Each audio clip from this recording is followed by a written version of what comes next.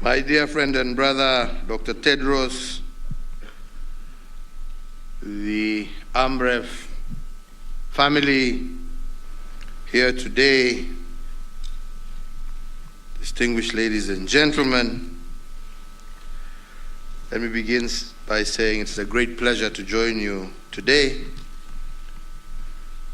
as we do this groundbreaking ceremony for the construction of the AMREF International University campus here. Let me also say that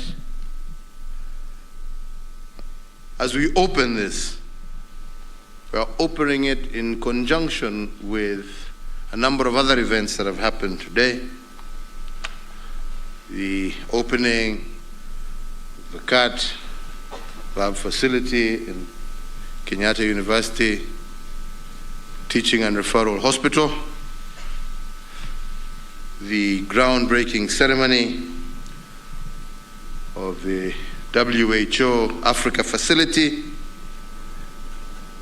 and now we're here talking about training young men and women from Kenya and Africa who will be at the vanguard of utilizing and working in these different facilities.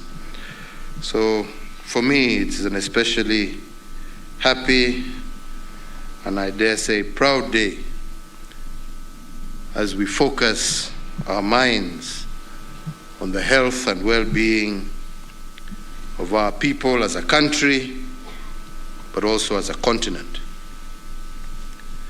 As we have heard, ladies and gentlemen, the AMREF International University is founded on experience and intellect of AMREF Health Africa, and it's over 65 years of quality and innovative public and community health intervention and training. So today, I want to commend the university for leading the way in the health services education through a commitment to progressively develop innovative programs that cater to both present, but more importantly, to future health needs of African populations. In the same breath, Daktari, I congratulate you and the entire AMREF International University fraternity on the ambitious expansion plan to scale up training for healthcare workers, not only for us here in Kenya, but also across the whole continent. And today's launch is just a part of that process. And as I said earlier, we are proud to be part of this great and wonderful journey. So ladies and gentlemen, human resource is the core building block of a health system. We can have the latest technology, modern medicines, but all these are futile if the human element is of substandard quality. In the delivery of the services to individuals and communities, whether preventative or curative, it is critical that we have a skilled, well-equipped, well-paid, adequately supported, and well-trained health workers. And indeed, in our case as Kenya, for example, our efforts to attain universal health coverage is going to be largely dependent on the availability of a health workforce endowed with the right skill sets and supported by delivery of accessible and affordable health care for all. It is unfortunate that the COVID-19 pandemic has delayed our UHC progress and indeed has left a strain on our health system. So therefore, we have no choice. We must increase investments in training and policy reforms within the sector, as Mutahi has just said, to make up for lost ground.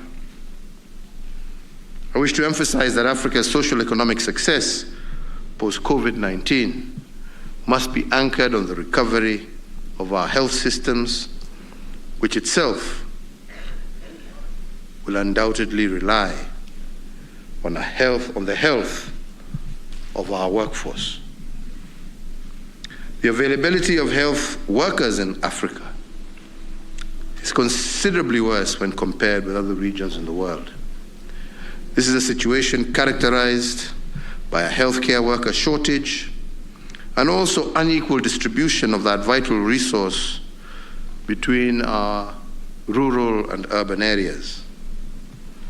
Additionally, despite having 25% of the world's illness burden, our dear friends at WHO, using their estimates, inform us that sub-Saharan Africa has only 1.3% of the world's trained health personnel. This large deficit has created a pressing need for at least 1 million community health workers, 350,000 midwives in sub-Saharan Africa, just to achieve the critical minimum levels. It is also worth noting that millions more existing health workers lack the necessary support, equipment, and training required to make them fit for purpose to deliver on their mandate. Although gains have been made, the health personnel shortfall is predicted to get worse. To attain the universal health coverage and our sustainable development goals, it is predicted that at least 14.5 million health staff workers will be required by the year 2030. But indications are that only 8.4 million health personnel are likely to be available, and as such, the shortfall on our continent will rise to approximately 6.1 million by 2030. And this is what we must all work towards bridging. Africa's shortage of health workers has constrained our nations from adequately responding to pandemics, for example, like COVID-19. It has restricted our ability to achieve health equity and, broadly speaking, generally just meeting our population's health needs. And it is for this reason that my government, through the Ministry of Health, hosted the first of its kind Health Workforce Conference in Mombasa early this year, which I had the pleasure to open, to deliberate on how exactly we are going to plug this gap.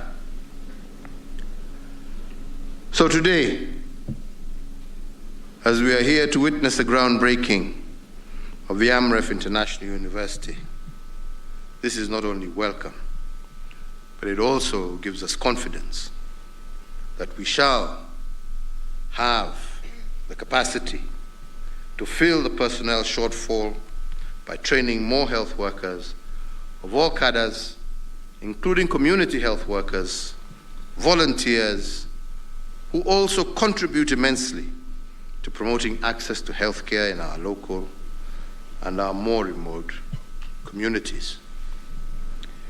Kenya's health sector strategic focus is grounded on the principles of our Constitution, Kenya 2010, our Vision 2030, and our Big Four agenda.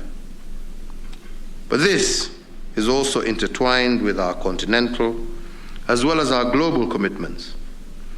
Our Constitution guarantees the right to health and provides for health services management through a devolved system of governance. The social pillar of Kenya Vision 2030 also stipulates that in order to improve the overall livelihoods of Kenyans, our country has to create an efficient and high-quality healthcare system. This is reinforced by the efforts to attain universal health coverage, which also forms a critical pillar of our Big Four agenda. Furthermore, to address the health workforce challenge, my administration has also developed a strategic and well-focused Kenya health policy covering the period 2012 to 2030, and which elaborates the long-term policy directions that the country needs to move in to achieve our health agenda. By going forward and cognizant of the role of health in realizing our dream of a better Kenya, we commit first to fully operationalize community health services as a platform for primary health care and UHC by ensuring that community health units operate effectively with adequate human and financial resources. Secondly, to establish progressive frameworks for improved industrial relations between national and county governments and health worker unions, for improved welfare in order for us to have better productivity from our health workers.